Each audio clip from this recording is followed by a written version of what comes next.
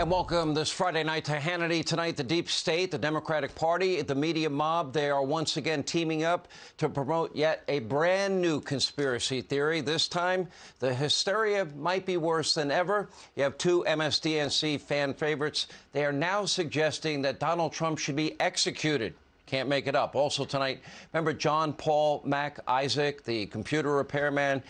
He's going to join us. Now, he turned over Hunter Biden's laptop to the FBI, and according to him, he now is telling us that he was threatened by agents to stay quiet. His story is straight ahead. Also, Hunter, meanwhile, take a look. Pictured here, beautiful Kiowa Beach, South Carolina, enjoying a lavish vacation with his father, footloose, fancy-free. We'll have more on the double standard in this country as it relates to justice. But first, we begin with a text from August the 8th, 2016. Why do we stop here? Stay with us. At the time, top FBI lawyer Lisa Page, absolutely distraught. She was terrified at the prospect that Donald Trump would be elected president. She texted her colleague and lover, top FBI investigator Peter Strzok, quoting, quote, "Trump's not ever going to become president, right?" Strzok responded, "No, he's not. We'll stop it." Then a week later, Strzok texted, quote, "I believe that the path that you threw out for consideration in Andy's office," we assume Andy McCabe, "that there is no way he gets elected, but I'm afraid we can't take that risk. It's like an insurance policy in the unlikely event you die before you're 40. So they had an insurance policy, and they wanted to stop Donald Trump from ever becoming president, and they had a plan to do so. In the weeks and months that followed, well, there were two main attempts by the FBI and the DOJ to destroy Donald Trump. The first was a totally debunked Russia Alpha Bank Trump's Tower server story. That went nowhere. And then the second one was more sinister. That was Hillary Clinton and her dirty Russian misinformation dossier that she paid for. And despite warnings from Bruce Orr in August of 2016, even John Brennan warning Obama that the dossier was political op research and not to be trusted, despite claims from the dossier author Christopher Steele that the material was unverifiable. Well, regardless of all of that, the FBI used the dossier to obtain FISA warrants, not once but 4 times, to go after one innocent American, Carter Page, and also as a backdoor into the Trump campaign, later the Trump transition team, and yes, the Trump White House. They also used it as a basis for the multi-year Mueller witch hunt. So you might be asking yourself, why would August of 2016 be relevant? Well, notwithstanding the hardworking FBI agents at field offices around the country, the 95–6% of good people that protect us from the cartels and drug dealers and human traffickers and the mob and everyone else, since 2016, we have chronicled on this show the upper echelon, the 7th floor of the FBI that has made it their priority to take down Donald Trump, to stop him at all costs.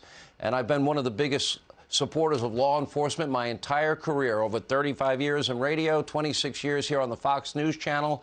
But we chronicled over 3 years this abuse of power, this corruption. It has now created, sadly, a well-deserved distrust in the FBI and the DOJ and these institutions, not the rank and file, but those with the most power, that are corrupt, that did abuse their power, and that have now done it for nearly 7 years. They have waged a political war using all the tools and all the power at their disposal to go after one man, Donald Trump. And last night, in a story published by the Washington Post, here we go again. Sound familiar? Because we went through 7 years of this. Anonymous sources claiming this week's raid in Mar-a-Lago had something to do with nuclear weapons. So, of course, it's been a bad week for the DOJ and a bad week for the FBI because now they got a tip so they can scare every American. No, Donald Trump was going to do something with nuclear weapons. And from an anonymous, no-name person feeding the Washington Post like they have for all these years. obviously a Trump hater, the same media mob that printed every lie, every distortion, every conspiracy theory that was also a part of the hoax. The same tactics they have used against Donald Trump since the day he came down that escalator. You know, we're just supposed to believe that nearly 2 years after Trump left the White House, all of a sudden, the feds had to go in unannounced by force and search the president's home. When they were there in June, they were welcomed with open arms. A matter of imminent national security, they claim 19 months later.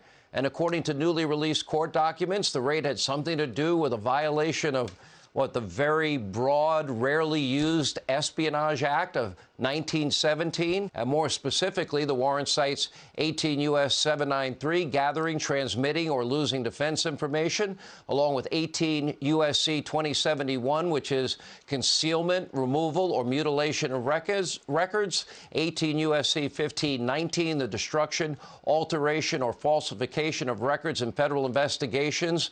We'll have more on this with Professor Dershowitz in a moment. And according to the property receipt, federal agents took, approximately 20 boxes of papers, photos, handwritten notes about Roger Stone, material about the president of France, other documents. No mention of nuclear weapons, but if it's not there, I'm sure they'll magically find it in one of their own desks. Now, keep in mind, the former president did not oppose the release of the property receipt or the FBI's warrant on Truth Social, just the opposite. He said, "Release the documents now." He continued, quote, "Not only will I not oppose the release of documents related to the un-American, unwarranted, unnecessary raid and break-in of my home in Palm Beach, Florida, Mar-a-Lago, I'm going a step further by encouraging the immediate release of these documents." Now, Donald Trump has nothing to hide because he did nothing wrong. These materials were seized by the feds. They were from Trump's time in the White House. They were packed up by government staffers. They were delivered to Trump's post-presidential office, no different than any other president before him. Obama, Bush, Clinton all took documents. Clinton also took furniture and other things. And by the way, all presidents, and this is very important tonight, they all have the power to declassify anything they want to declassify. Now, still, President Trump's office has been cooperating with the National Archives for many, many months. And according to a statement from them in the archives in February, quote, "Throughout the course of the last year, that the National Archives and Record Administration obtained the cooperation of Trump representatives to locate presidential records that had not been transferred to the National Archives at the end of the Trump administration." They said in writing that they were cooperating. Quote, "Trump's representatives handed over several boxes in February, and they invited federal officials to Mar-a-Lago to review the remaining materials. As a matter of fact, the DOJ and the FBI were at Mar-a-Lago in June of this year. They were free to take anything that they wanted to take. They didn't. They didn't need a warrant. They were invited to come back for whatever they might need at any time. And Trump, at their request, even put up a padlock in the room that was storing the documents. They requested that. So why raid the former president's home? Why now?" Hey, Sean Hannity here. Hey, click here to subscribe to Fox News YouTube page and catch our hottest interviews and most compelling analysis. You will not get it anywhere else.